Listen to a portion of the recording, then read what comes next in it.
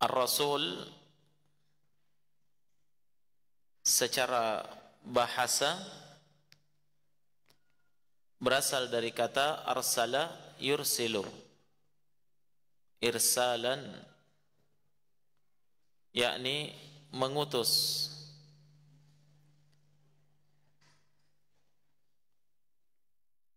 Sebagian ahli lughah mereka berkata ar-rasul itu adalah man bu'itha birisalatin, siapa saja yang diutus membawa risalah, siapa saja yang diutus untuk membawa ar-risalah.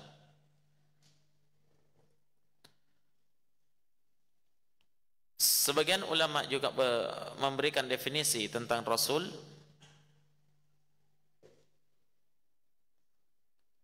Katanya Rasul itu adalah insanun dzakar hurrun uhiya ilaihi bi syar'in wa umira bi tablighihi. Ar-Rasul itu adalah insan, seorang manusia. Dzakar, seorang lelaki. Hurrun, merdeka. Uhiya ilaihi bi syara', yang diwahyukan kepadanya suatu syariat. Wa umira bi tablighihi, dan diperintah untuk menyampaikan syariat tersebut. Ini definisi Rasul, ya, yang merupakan definisi yang sangat lengkap, ya. Maka di sini ketika dikatakan Rasul itu adalah insan, manusia, keluar daripadanya jin, ya. Terlebih lagi hewan, ya, sehingga tidak ada Rasul yang terutus dari kalangan jin. Tidak ada Rasul yang terutus dari kalangan jin. Yang ada hanya dari kalangan manusia. Naam.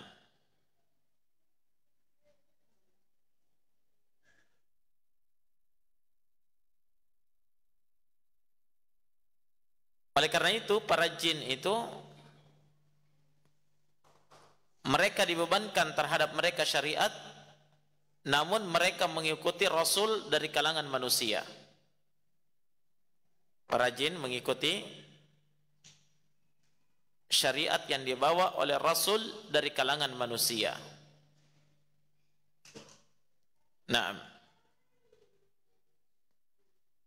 maka dari itu Nabi sallallahu alaihi wasallam, ya, suatu ketika pernah dalam suatu perjalanan, tiba-tiba beliau menghilang. Ya, para sahabat semuanya panik mencari Nabi sallallahu alaihi wasallam. Kemana beliau? Tidak ada seorang pun yang melihat kemana Nabi sallallahu alaihi wasallam.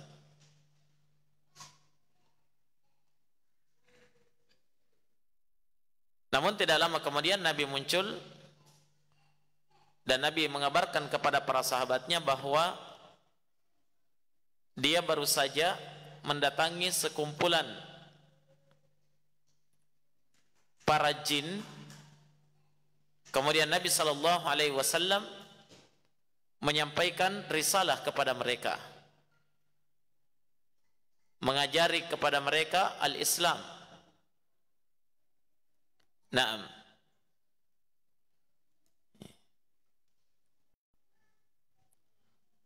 Dan para jin inilah yang memberikan peringatan kepada jin yang lain, kepada bangsanya. Naam. Jadi itu yang benarnya, bahwa Rasul itu hanya dari kalangan manusia. Yang kedua, dzakar, dia adalah seorang lelaki, sehingga keluar daripadanya kaum wanita. Tidak ada Rasul yang diutus dari kalangan wanita. Nah, Tidak ada rasul yang diutus dari kalangan wanita.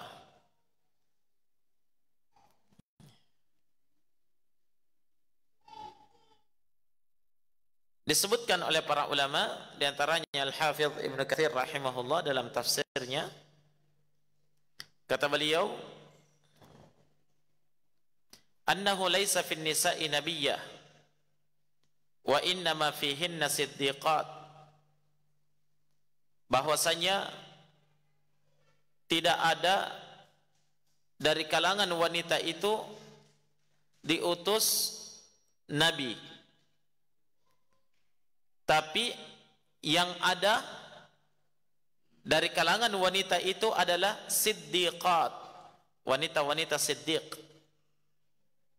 Ya, siddiq dibawa derajat dari para nabi.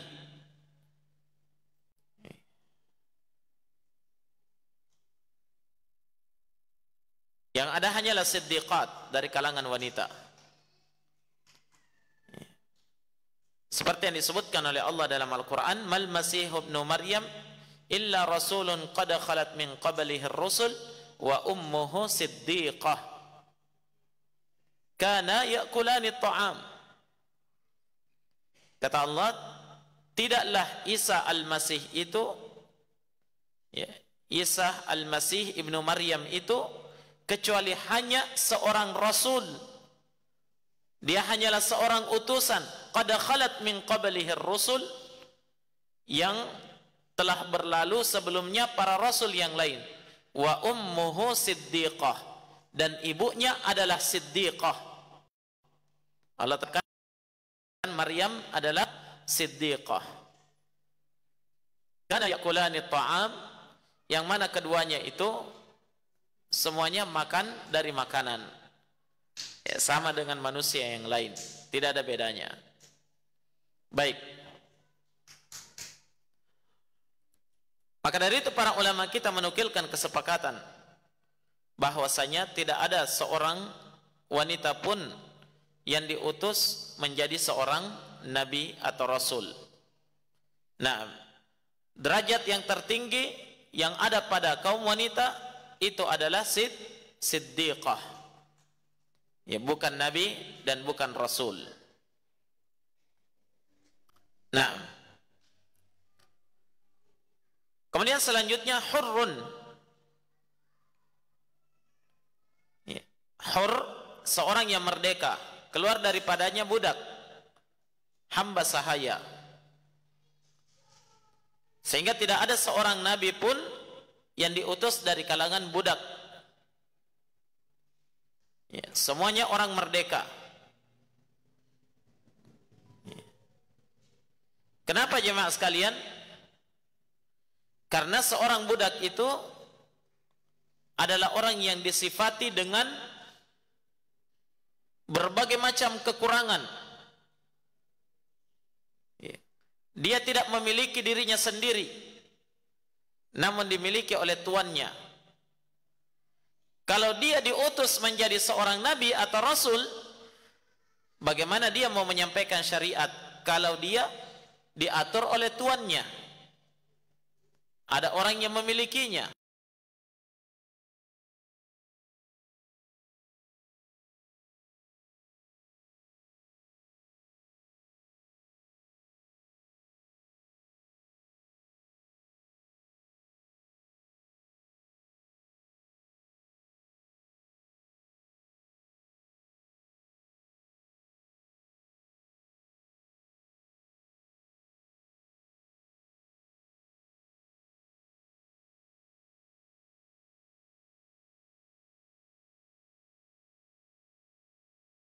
Dan Rasulullah sallallahu alaihi wa ala alihi wasallam, bagaimana garis keturunan beliau benar-benar terjaga dari kalangan orang-orang yang baik-baik. Ayahnya Nabi Abdullah, semua orang Arab mengetahui akan kemuliaan dan kebaikannya. Ayah daripada Abdullah, Abdul Muttalib, semua orang memuliakan beliau. Jelas? Semua orang memuliakan Abdul Muttalib ini. Kenapa? Dia adalah seorang pemegang kunci Ka'bah.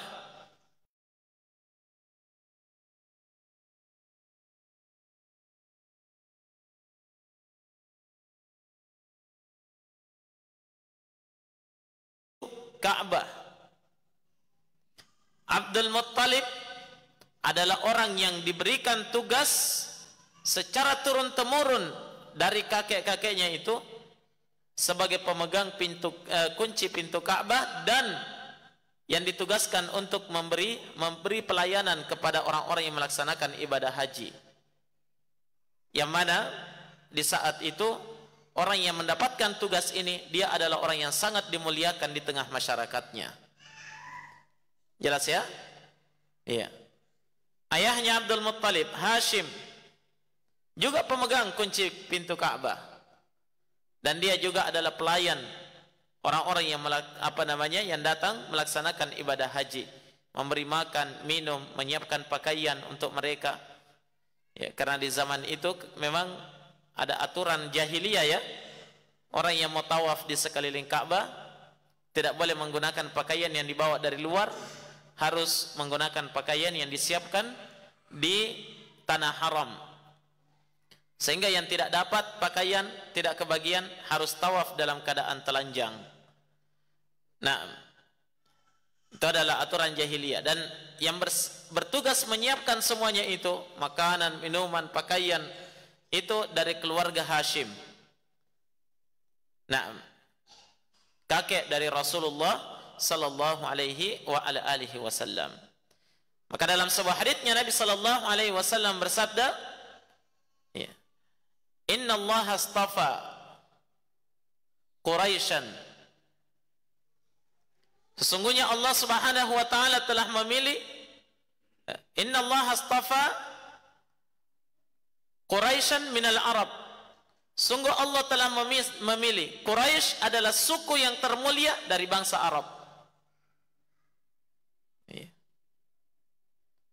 Wastafa Bani Hashim min Quraisy. Dan Allah telah memilih Bani Hashim adalah garis keturunan yang terbaik dari suku Quraisy. Wastafani min Bani Hashim. Dan Allah telah memilih saya sebagai orang yang terbaik, yang terpilih dari siapa? Dari Bani Hashim ini. Iya. Jadi Arab adalah bangsa yang terbaik dari seluruh bangsa yang ada di dunia ini. Itu secara global ya, secara umum. Bukan secara individunya. Ya. Kalau secara individu banyak orang, ya, banyak juga orang ajam selain Arab yang lebih mulia daripada orang Arab. Tapi secara global, ya, maka seluruh bangsa yang ada di dunia ini, bangsa yang termulia adalah bangsa Arab.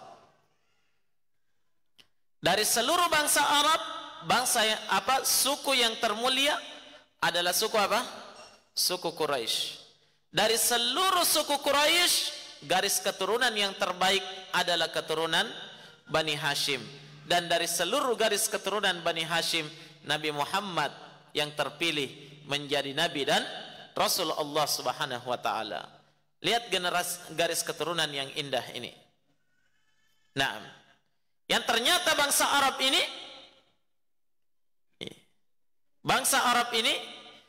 dari keturunan 12 orang anak Nabi Ismail.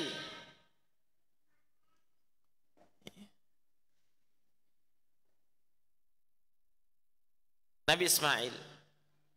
Kemudian Ismail putra Nabi Ibrahim. Coba lihat garis keturunan Nabi sallallahu alaihi wasallam. Tidak ada di antara mereka yang dari keturunan budak. Tidak ada di antara mereka dari garis keturunan orang yang kurang baik perangainya, adabnya, tidak. Tapi yang dipilih oleh Allah menjadi Nabi dan Rasul, mereka adalah orang-orang yang dari garis keturunan yang terbaik. Nah, itu semuanya untuk menjaga risalah ini dan untuk memberikan kepercayaan kepada manusia akan kebenaran yang dibawa oleh Rasul itu. Coba bayangkan kalau seandainya ada Rasul yang diutus dari kalangan budak. Siapa yang mau percaya? Nabi saja dari garis keturunan yang terbaik, semua orang mengakui kejujuran beliau, ya, digelari Al-Amin. Tapi ketika dia mendakwahkan tauhid di tengah manusia, langsung dianggap kadzab, pendusta, sahir, tukang sihir, ya, kahin, dukun.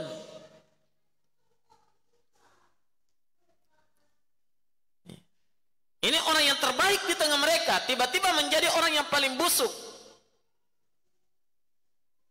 Bagaimana lagi kalau memang sudah orang yang, ya, dari kalangan budak atau mungkin maula, bekas budak. Nah, maka itu hikmahnya Allah Subhanahu wa taala mengutus dari kalangan para rasul itu adalah orang-orang yang merdeka. Kemudian uhiya ilaihi bi syara' wa umira bi tablighi.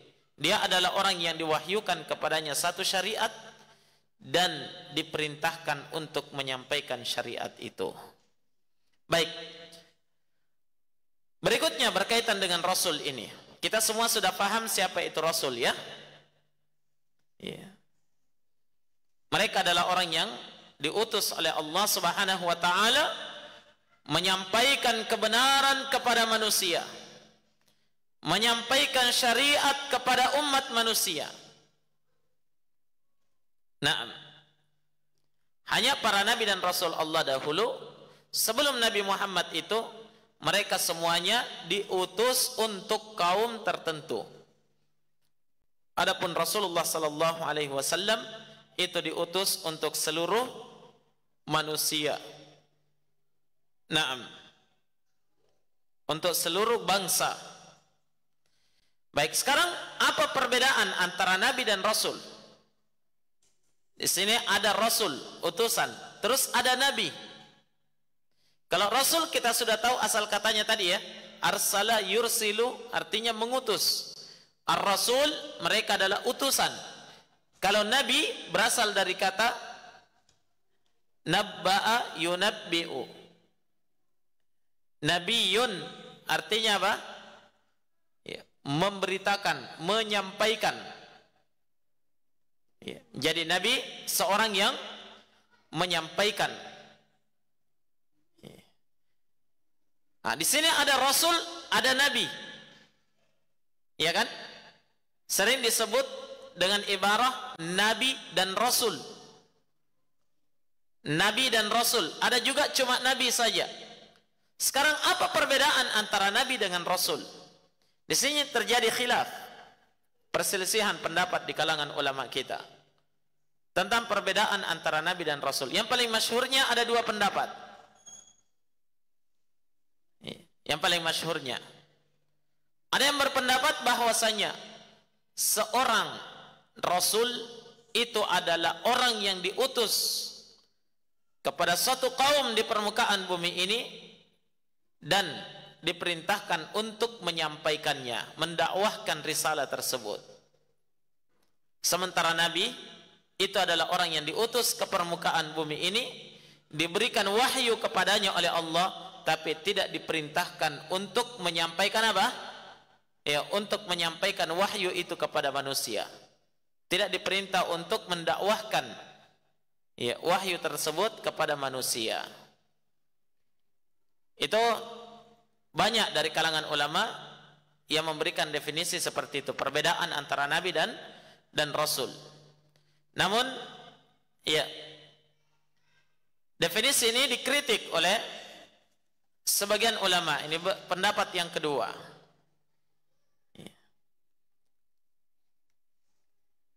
Mengatakan bahwa rasul itu adalah seorang yang diutus kepada suatu kaum, membawa wahyu dari Allah Subhanahu wa taala dan membawa syariat yang baru kepada kaum tersebut. Sementara Nabi adalah orang yang diutus oleh Allah Subhanahu wa taala dan diwahyukan kepadanya wahyu untuk disampaikan kepada umat, disampaikan kepada umatnya, namun dia hanya melanjutkan perjuangan Rasul sebelumnya. Tidak diutus kepada kaum yang tersendiri, atau tidak diutus membawa syariat tersendiri, namun dia melanjutkan syariat dari Rasul yang telah terutus sebelumnya. Ini pendapat yang benar insyaallah ta'ala. Ini pendapat yang benar insyaallah ta'ala, ya, dengan berbagai macam alasannya. Ya. Di antaranya jamaah sekalian, ya, kalau dikatakan Nabi itu diutus oleh Allah kepada suatu kaum, diberikan wahyu, namun tidak diperintahkan untuk menyampaikan wahyu itu, ini sebenarnya ada keganjalan ya. Ya, kalau dia diberikan wahyu untuk dirinya sendiri, untuk apa? Ya kan? Ya. Harusnya ketika diberikan kepadanya wahyu, dia hanya perantara antara Allah dengan umatnya. Maka harus dia dakwahkan, dia sampaikan wahyu tersebut. Bisa dipahami ya? Iya. Maka dari itu para nabi dan rasul Allah, seperti misalnya para nabi seperti misalnya Nabi Khidir alaihi salatu wassalam, ya, beliau juga berdakwah. Ya. Beliau juga menyampaikan wahyu dari Allah Subhanahu wa taala. Ada disebut nabi yang bernama Yusha' bin Nun, ya. Yusha' bin Nun ini pemuda ketika Nabi Musa alaihi salatu wassalam menjadi nabi dan rasul. Yusha' bin Nun inilah yang menemani beliau melakukan perjalanan panjang untuk mencari satu ilmu yang Allah berikan kepada Nabi Khidir yang tidak diberikan kepada Nabi Musa. Begitu ya? Ya. Disebutkan dalam surah Al-Kahfi kan, ya, bahwa Nabi Musa berjalan bersama dengan seorang pemuda. Ya. Di tengah perjalanan Nabi Musa mengatakan, ya, Allah berfirman, wa qala li fatahu atina ghada'ana. Nabi Musa berkata kepada pemuda yang bersamanya, keluarkan makanan kita. Ya, kita ini sudah capek, lelah, mau makan. Ya. Kata para ulama ahli tafsir, pemuda yang bersama Nabi Musa ini bernama Yusha' bin Nun, yang kelak sepeninggal Nabi Musa dia akan dinobatkan oleh Allah menjadi nabi, dan dia melanjutkan dakwah Nabi Musa alaihi salatu wassalam. Begitu ya? Ya. Demikian pula nabi-nabi yang lain. Nabi Syith, pernah dengar nama nabi? Namanya Nabi Daniel. Iya, ada nabi dahulu disebutkan, ya, nama beliau adalah Nabi Daniel. Nah,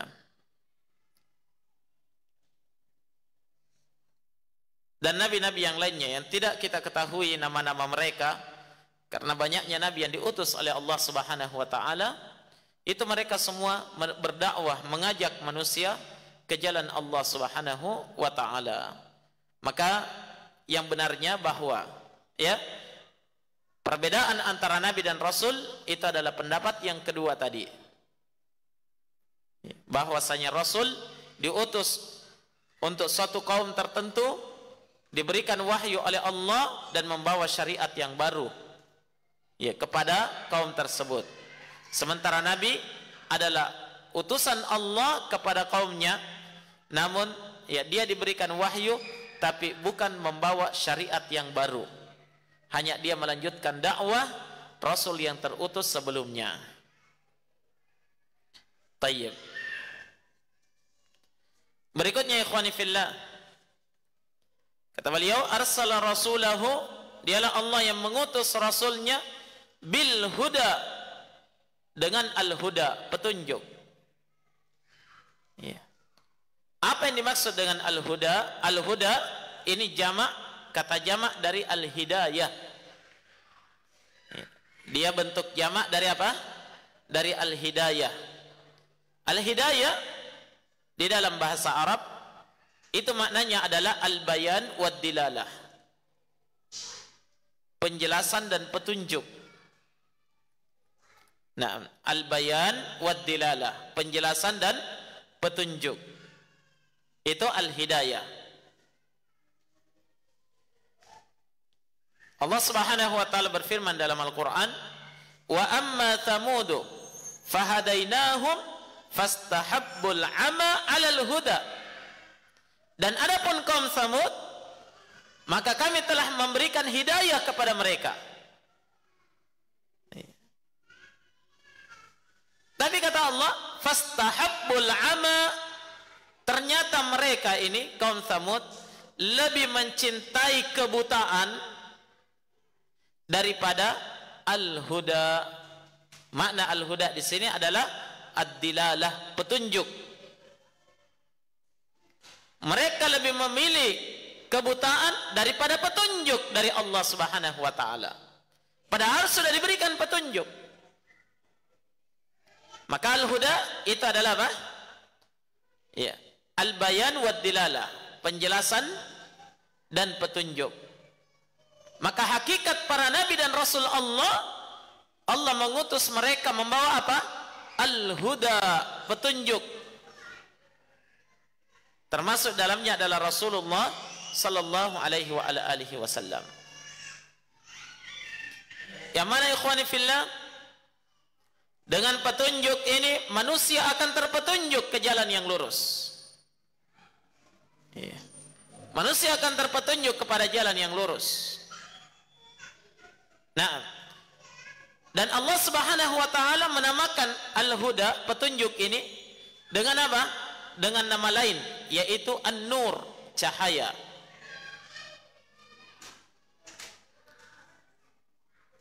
Jadi petunjuk yang Allah berikan kepada para rasul ini berupa apa? Alkitab, ya, dan as-sunnah. Naam, Allah juga menamai petunjuk itu, hidayah itu dengan an-nur, cahaya. Karena hakikatnya dia adalah cahaya yang menerangi hati manusia. Allah Subhanahu wa taala berfirman di dalam Al-Qur'an, "Ya ayuhan nas, qad ja'akum burhanum min rabbikum wa anzalna ilaikum nuran mubina." Kata Allah Subhanahu wa taala, "Ya ayuhan nas, wahai sekalian manusia, sungguh telah datang kepada kalian burhan, penjelasan dari Rabb kalian, dan kami telah menurunkan untuk kalian apa? Nuran mubina, satu cahaya yang sangat jelas, yang sangat terang." Ya. Jadi Allah menyebutnya sebagai cahaya. Dalam ayat yang lain Allah Subhanahu wa taala juga berfirman,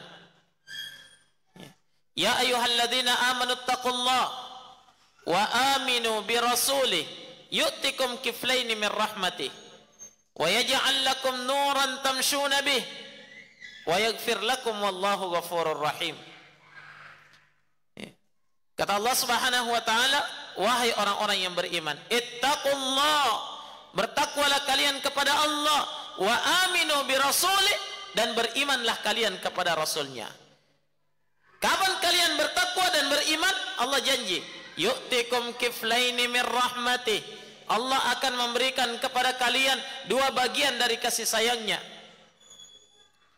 Wa yaj'al lakum nuran tamshuna bih, dan Allah akan menjadikan untuk kalian ada satu cahaya yang kalian gunakan untuk berjalan. Berjalan di tengah kegelapan, kebodohan dalam kehidupan dunia. Petunjuk adalah cahaya dari Allah. Nah, dia adalah cahaya yang Allah Subhanahu wa taala berikan kepada manusia, kepada hamba-hambanya. Yang dengan cahaya ini Allah Subhanahu wa taala menunjuki mereka kepada jalan yang lurus. Maka dari itu Allah berfirman dalam ayat yang lain, qad ja'akum nurum min rabbikum, sungguh telah datang kepada kalian nur, satu cahaya dari Rabb kalian. Yang mana kata Allah Subhanahu wa taala, yahdi bihillahu manittaba'a ridwanahu subulas salam. Yang dengan cahaya itu Allah menunjuki bagi siapa saja yang menginginkan keridaan Allah Subhanahu wa taala. Allah tunjuki kemana? Subulas salam, kepada jalan-jalan keselamatan. Maka jelas jamaah sekalian bahwa petunjuk yang Allah turunkan kepada hambanya itu adalah cahaya, cahaya yang menerangi hati seorang hamba. Naam.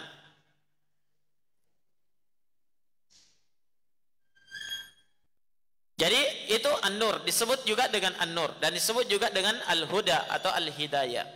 Namun al-hidayah ya, disebutkan oleh para ulama kita bahwasanya al-hidayah itu sendiri ada dua bentuk ya, dan ini masyhur. Ya, sudah masyhur pembagian ini. Bahwa hidayah petunjuk yang datang dari Allah itu ada dua macam. Yang pertama, ada yang namanya hidayah at-taufiq wal ilham. Hidayah yang bentuknya taufik dan ilham langsung dari Allah ke dalam hati seorang hamba, sehingga hatinya tergerak ingin belajar agama, hatinya tergerak ingin beramal salih, hatinya tergerak ingin beribadah kepada Allah, hatinya tergerak untuk cinta kepada Al-Quran dan Sunnah Rasul Sallallahu Alaihi Wasallam, dan cinta terhadap orang-orang yang berada di atasnya. Maka itu adalah cahaya atau hidayah yang langsung Allah turunkan ke dalam hati seorang hamba. Tapi tidak semua hamba mendapatkan ini. Hanya orang-orang yang Allah inginkan kebaikan terhadap dirinya berhak mendapatkan hidayah ini, jamaah sekalian. Jelas ya? Maka dari itu Allah Subhanahu wa taala menegur nabinya di dalam Al-Quran. Kata Allah, innaka la tahdi man ahbabta, sungguh engkau wahai Muhammad tidak akan mampu memberikan petunjuk kepada siapa saja yang engkau cintai. Walakin Allah yahdi man yasha, akan tetapi Allah itu memberikan petunjuk kepada siapa saja yang dikehendakinya. Jelas? Itu petunjuk apa? Ad-dilalah wal irsyad. Itu adalah hak khusus milik Allah. Hamba tidak punya campur tangan di dalamnya. Oleh karena itu bagaimanapun hebatnya hamba ya dalam memberikan petunjuk kepada seorang, bacakan beribu-ribu dalil, kalau Allah tidak memberikan hidayah ad-dilalah wal irsyad, maka dia tidak akan bisa mendapatkan hidayah, tidak akan mengikuti petunjuk tersebut. Bisa difahami? Iya. Ya. Dalam ayat yang lain Allah berfirman, "Faman yuridillahu ay yahdiyahu yashrah sadrahu lil Islam." Siapa saja yang Allah inginkan untuk dia berikan petunjuk kepadanya, maka Allah akan berikan apa? Kelapangan di dalam hatinya untuk menerima Islam, menerima syariat Islam. Lapang dadanya, dibacakan dalil dia terima. Disebutkan penjelasan para ulama, dia terima. Lapang dadanya menerima al-Islam. Senang dia kepada kebenaran. Berarti dia mendapatkan apa? Hidayah yang jenisnya apa? Ad-dilalah wal irsyad. Ya. Petunjuk dan arahan langsung dari Allah, diarahkan hatinya kepada kebenaran. Ini pula yang disebutkan oleh Nabi sallallahu alaihi wasallam dalam muqaddimah beliau setiap kali berkhutbah. Ya. May yahdihillahu fala mudhillalah wa may yudlil fala hadiyalah. Siapa saja yang ditunjuki oleh Allah kepada jalan yang lurus, maka tidak ada yang bisa menyesatkannya. Tapi sebaliknya, siapa yang disesatkan oleh Allah, tidak akan ada yang bisa memberikan petunjuk kepadanya. Kenapa? Karena petunjuk yang Allah inginkan di sini, yang Nabi inginkan di sini adalah petunjuk ad-dilalah wal irsyad. Itu adalah hak khusus milik Allah. Petunjuk jenis yang kedua adalah hidayah apa? At-taufiq wal ilham. Petunjuk yang bentuknya taufik, afwan, hidayah, ad-dilalah wal irsyad. Iya.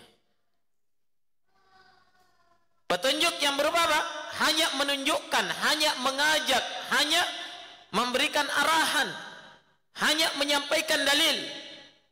Itu namanya ad-dilalah wal irsyad. Memberikan irsyad kepada orang. Ini kebenaran, ini dalilnya. Ini kekeliruan, ini dalilnya. Tapi apakah dia mengikuti atau tidak tergantung dari hidayah apa? At-taufiq wal ilham itu tadi. Ya. Dan hidayah ad-dilalah wal irsyad ini, inilah yang dilakukan oleh para nabi. Ini yang bisa dilakukan oleh para nabi. Ya. Inilah Al-Quran, inilah sunnah Nabi, dan inilah yang bisa dilakukan oleh orang-orang yang meneruskan dakwah para Nabi dan Rasul Allah. Hanya menunjukkan, hanya mengajak, hanya memperlihatkan jalan yang lurus. Tapi untuk memasukkan ke dalam hatinya hidayah, itu hanya Allah Subhanahu wa ta'ala yang bisa melakukannya. Paham ya? Maka dari itu Allah Subhanahu wa taala berfirman tentang nabinya di dalam Al-Qur'an, "Wa innaka latahdi ila siratim mustaqim." Dan sungguh engkau wahai Muhammad latahdi, benar-benar betul-betul memberikan petunjuk ila siratim mustaqim, kepada jalan yang lurus. Nabi pemberi petunjuk, tapi pemberi petunjuk dalam artian apa? Ad-dilalah wal irsyad saja. Makanya tidak semua orang yang Nabi ajak, tidak semua orang yang Nabi dakwahi itu mengikuti dakwahnya Nabi sallallahu alaihi wasallam. Hatta pamannya sendiri yang membesarkannya, yang paling dia cintai, tidak bisa ikut kepada dakwahnya Nabi sallallahu alaihi wasallam. Kenapa? Karena tidak ada hidayah at-taufiq wal ilham dari Allah Subhanahu wa ta'ala. Jelas ya? Baik. Sehingga seseorang akan terpetunjuk kepada jalan yang lurus kalau dia mendapatkan taufik ad-dilalah wal irsyad dari Al-Quran, dari sunnah, dari penjelasan para ulama, penjelasan para da'i. Kemudian ada pula hidayah apa? At-taufiq wal ilham yang Allah masukkan ke dalam hatinya, sehingga taufik ad-dilalah wal irsyad atau hidayah ad-dilalah wal irsyad ini hanya sebagai apa? Ya, jembatan saja, upaya, usaha, ikhtiar agar orang itu mendapatkan taufik apa? Ya, apa? Hidayah at-taufiq wal ilham. Sudah dipahami? Iya. Namun tidak menutup kemungkinan ada orang-orang yang langsung diberikan ilham di dalam hatinya. Tidak ada yang ajak, ya, tidak ada yang ajak, tidak ada yang dakwahi. Tiba-tiba dia menginginkan kebenaran. Tiba-tiba dia senang kepada Al-Quran dan Sunnah. Tiba-tiba dia mau belajar. Berarti itu Allah berikan kepadanya apa? Taufik wal ilham langsung ke dalam hatinya. Naam. Seperti itu ikhwani fillah. Baik, yang terakhir kata beliau, dialah Allah yang mengutus Rasulnya bil huda dengan petunjuk Al-huda, petunjuk yang dimaksud di sini apa? Jenis yang keberapa? Yang pertama atau yang kedua? Yang kedua, ya.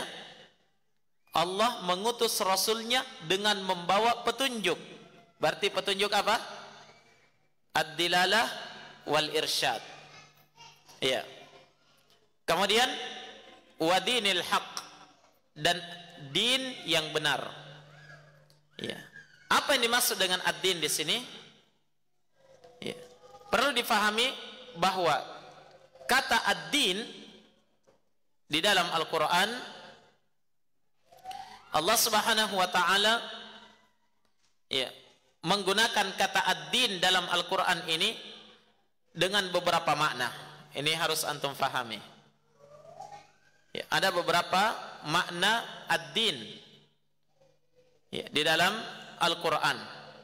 Yang pertama, makna yang pertama bermakna al-jaza wal hisab, bermakna balasan, pembalasan dan perhitungan.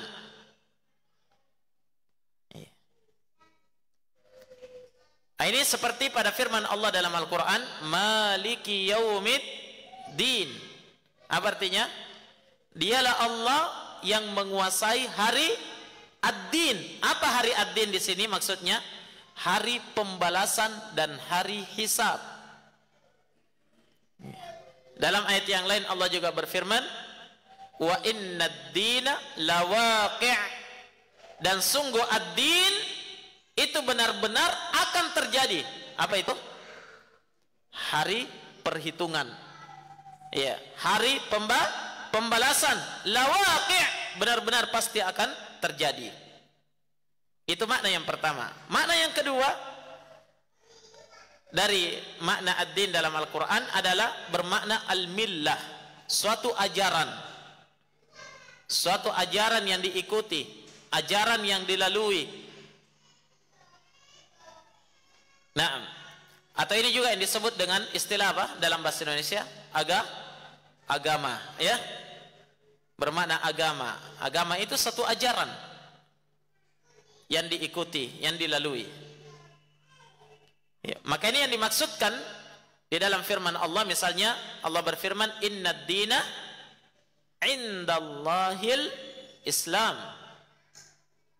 Ya, sungguhnya ad-din yang benar di sisi Allah hanyalah dinul Islam. Apa artinya din di sini? Bukan pembalasan, ya, tapi dia bermakna agama atau ajaran. Ya. Sesungguhnya ajaran yang benar di sisi Allah hanyalah ajaran agama Islam. Dalam ayat yang lain Allah juga menegaskan, afa ghaira dinillahi yabghun, apakah selain dinullah yang mereka cari? Dinullah di sini maknanya apa? Ajaran dari Allah, agama Allah. Selain agama Allah yang mereka cari? Baik, itu yang kedua. Makna din yang ketiga bermakna al-a'mal, amalan-amalan. Ya. Bermakna amalan. Ini yang dimaksudkan dengan firman Allah dalam surah Al-Kafirun, lakum dinukum waliyadin. Untuk kalian amalan kalian, dan untuk kami amalan kami. Bukan artinya di sini ajarannya. Untuk kalian ajaran kalian, untuk kami ajaran kami. Berarti kita membenarkan ajaran mereka. Iya tak? Iya. Tapi makna di sini ad-din adalah apa? Al-a'mal. Kalian beramal, terserah amalan apapun amalan kalian, itu untuk kalian. Baik dan buruknya untuk kalian. Dan untuk kami, amalan-amalan kami. Baik, itu yang ketiga. Yang keempat, ya, dari makna ad-din dalam Al-Quran adalah bermakna al-urf. Apa itu al-urf? Adat kebiasaan. Ya, bermakna adat istiadat. Ya, ini yang dimaksudkan di dalam firman Allah dalam surah Yusuf. Ya. Ketika Allah berfirman, "Maka lana an na'khudha fi dinil malik." Ini sepertinya ucapan saudara-saudaranya Nabi Yusuf ya. Ketika sudah bertemu Nabi Yusuf, nah, diajak tinggal bersama mereka di kerajaan ya, di Mesir. Namun mereka mengatakan, "Maka lana an na'khudha fi dinil malik." Ya, tidak pantas bagi kami untuk mengambil din dari para raja. Apa artinya din di sini? Bukan agama, tapi kebiasaan para raja. Kami tidak terbiasa dengan kebiasaan-kebiasaan para raja, ya, para penguasa. Nah, seperti itu. Ini diantara yang disebutkan oleh para ulama kita. Naam, 4 makna dari kata ad-din dalam Al-Quran. Ya, mungkin saja ada yang lain, wallahu a'lam. Yang baru kita temukan adalah 4 makna ini, makna ad-din di dalam Al-Quran. Jadi Allah mengutus para rasulnya dengan al-huda, petunjuk, wad-din, dan agama, al-haq, ya, ajaran yang benar. Jadi yang dimaksudkan oleh Syekh di muqaddimah di sini, dinul haq adalah apa? Ajaran, ya, ajaran yang benar. Baik, sekira cukup.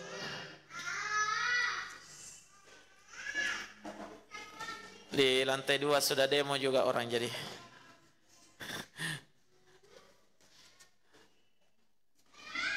Subhanakallahumma bihamdik, asyhadu an la ilaha illa anta, astaghfiruka wa atubu ilaik. Tafadhalu hafizakumullah.